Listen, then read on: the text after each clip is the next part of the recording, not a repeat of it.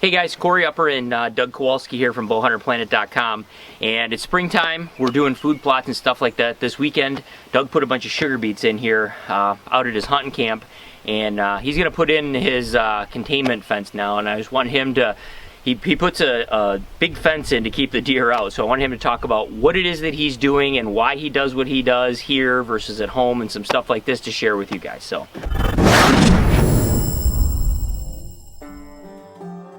Because this is an area that doesn't have any agriculture to speak of other than what we plant here. We have 20-some small fields, all of them around a half an acre. We have roughly 800 acres here at my hunting camp. We have a lot of deer, but we don't have a lot for them to eat at certain times of the year, and if you plant something that's very attractive to them, they come in and they decimate it before it ever matures. So we do what's called food banking, or at least I do. I put up an electric fence. It's a Dr. Deere buck forage oats fence. It's a 4-strand high voltage fence that runs off of a battery, and solar panel keeps the battery charged. It's not like a cattle fencer. It's way more powerful than that. And basically what you do is you put T-posts in the corner. Your fence is 6 foot wide.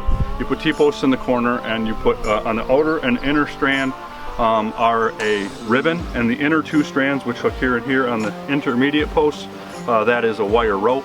They're all electrified, and you have to either mechanically or chemically keep the vegetation from growing up and shorting out your fence. This post you see here is a post that you put roughly every 20 feet in between the corners of your fence.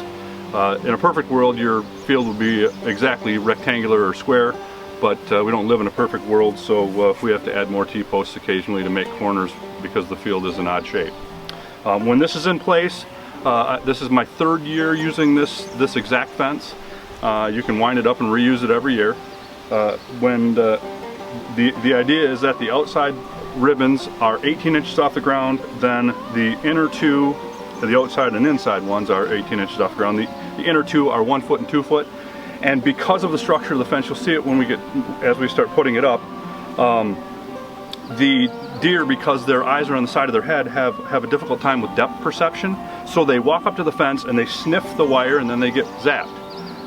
And then they look at the fence and they can't decide how wide it is because there's 4 strands at varying heights, and it kind of confuses them, and they're not sure if they can jump over it. And that's how I've been told that it works. I don't know exactly how it works, but I can tell you that it does work. When I will not have a deer hoof print inside my fenced-in area the entire year.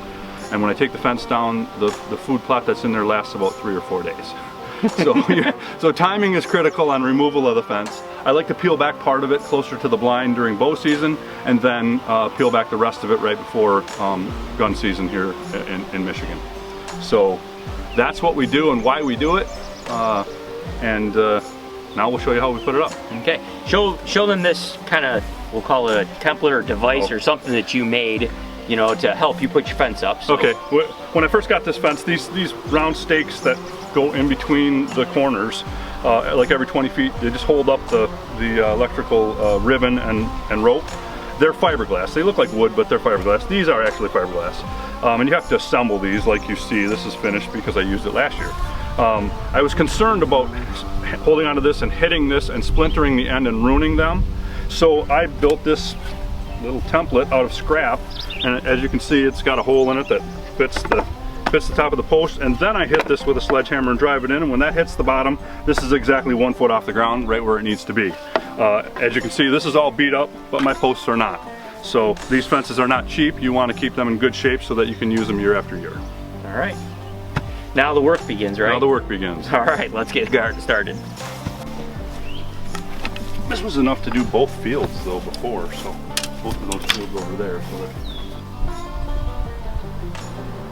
Because I need access in here to spray, these are Roundup Ready sugar beets, I need to have an access point, so we added some posts here, and we'll use some spring-loaded handles that'll hook on the other end of this as it goes all the way around before we electrify it.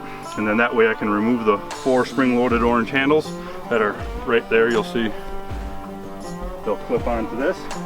And then I can take down this section of fence here and get in here with a side-by-side and a spraying unit, so I can put some glycophosphate on top of these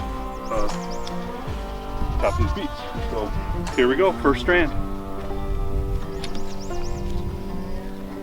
Now the instructions say to make sure that you have twists in the ribbon that catch wind and make movement so the deer notice it. So you see how I jiggle it like the wind would? That's very noticeable to deer. If you strung it perfectly straight, it wouldn't do that.